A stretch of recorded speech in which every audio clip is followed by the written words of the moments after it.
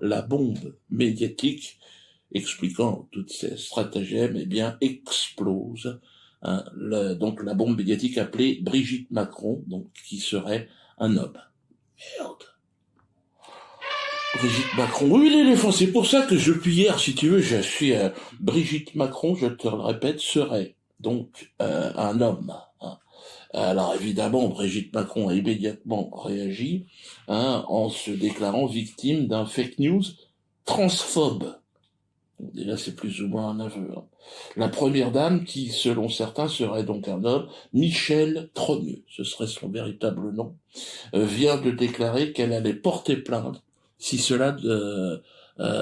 si ça continuait encore, parce que tous les médias commencent à raconter, t'es un homme, ma vieille, t'as jamais été une bonne femme. Merde. Alors si cela devait s'avérer être une véritable information, qu'est-ce qui se passerait? Ben là, ce serait une première mondiale, hein, je pense. Hein. 2 PD à l'Élysée, enfin deux personnes qui n'auraient pas dit toute la vérité, ça en serait déjà fini d'Emmanuel Macron en politique. Hein. Je vous imaginez, pour 2 costards, Fillon a été éliminé, imaginez, avoir caché à la France que le pays était dirigé par un couple de PD, enfin plus ou moins un PD et un trans à l'Élysée, ce serait une première mondiale, ce serait terrible. Et Zemmour en profiterait très largement, on peut l'imaginer. Mais là-dessus, vous mettez un attentat, il y a même pas, Zemmour passe au premier tour. Hein. Mais qu'en est-il exactement? C'est la question qu'on se pose. Y a-t-il eu une enquête sérieuse sur cette information? Et là, à la grande surprise, à ma grande surprise, j'ai découvert que, bien évidemment, c'est pas une rumeur comme ça, fait vite fait. Hein. C'est un dossier de 100 pages. Merde.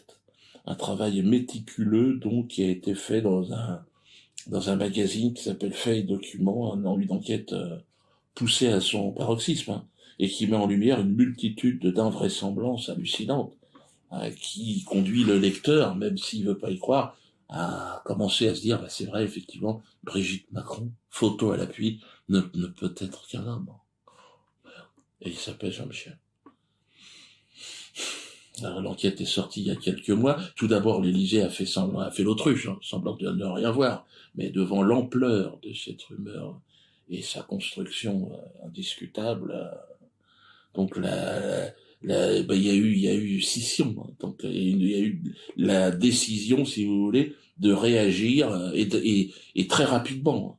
Donc aujourd'hui, tout le monde en parle. La mafia médiatique parle de fake news, mais le doute est de plus en plus important. Je dirais qu'il se propage un peu partout parce que les gens commencent à se renseigner. Ils disent mais d'où ça vient? Et donc ils vont voir l'enquête et on va voir que ça a été fait. Les suspicieux ressortent les photos de Macron à l'Élysée, donc entouré de trans et de drag queens au moment de la fête de la musique. Et ça, c'est vrai que ça aussi, ça vient conforter l'idée que peut-être on nous aurait menti. Alors, moi, j'ai pas de doute là-dessus, mais qu'on nous ait menti sur plein de choses. Et plus tu remontes à la Deuxième Guerre mondiale, plus tu vois qu'on nous a menti. Alors, la prochaine campagne présidentielle s'annonce sale. Très sale, mais la réalité pourrait même dépasser la fiction. La réalité pourrait être encore plus sale que ce qu'on en imagine.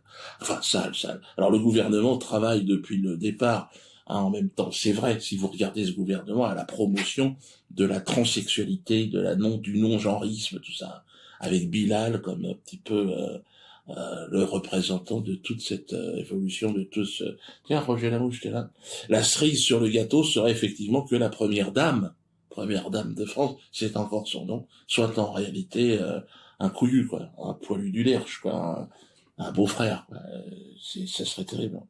Pour en parler ce soir, j'avais invité sur la route de l'imaginaire Monseigneur Francis Dubourdonnais, vous allez voir, ecclésiastique. Vous êtes issu de la vieille aristocratie française.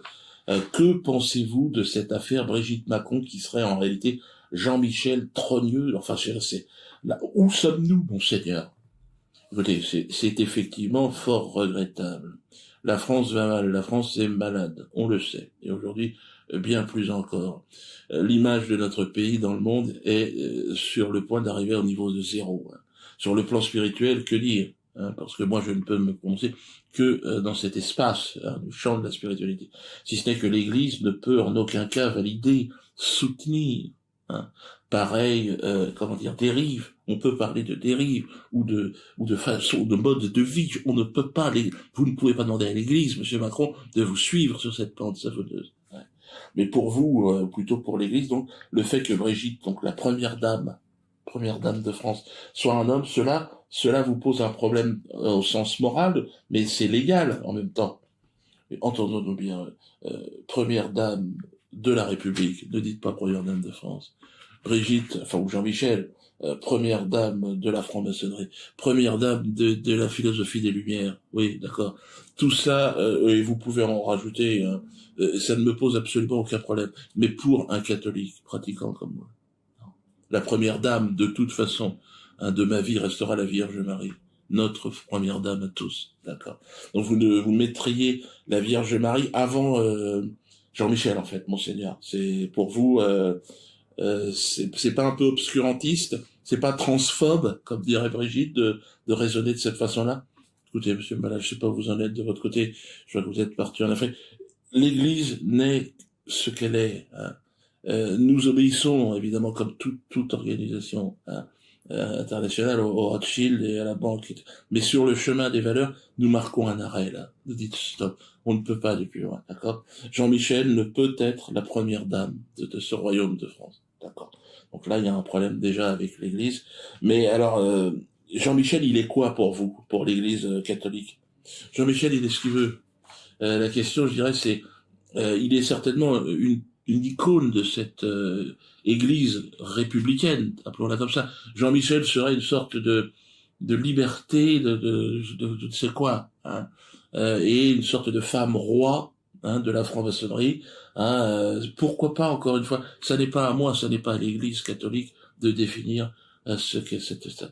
Dans notre Église, oui, c'est ça ce qui nous intéresse. Excusez-moi de vous couper, Monseigneur, mais Jean-Michel, c'est quoi dans l'Église par rapport à l'Église catholique? C'est un démon. Ah bon, car ouais. Là, c'est un démon. C'est Belzébuth. Ah ouais, c'est d'accord.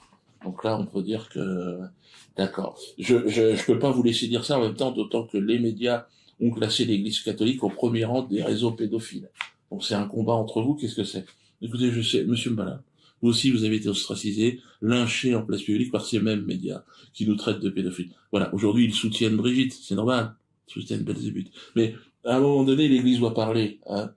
Cette campagne odieuse orchestrée contre l'Église catholique, d'ailleurs, toujours par ces mêmes moralisateurs de cette République de francs-maçons, c'est aujourd'hui l'imposture, eh bien, elle éclate au grand jour. La première dame de France est un homme. Eh bien, l'Église catholique, elle dit non.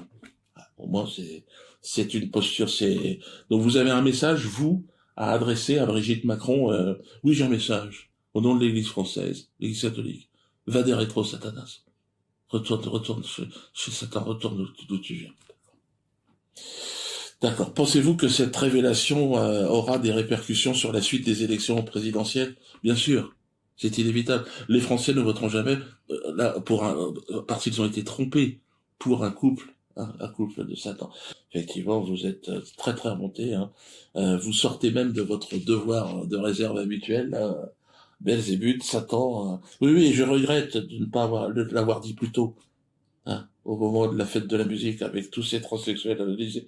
Vous savez, mais avant, nous avons franchi les bornes, vraiment. Ah oui, je sens que votre religion vous pousse. Ah, moi, en tant qu'ecclésiastique, aujourd'hui, j'ai envie de vous dire une chose. Allahu Akbar.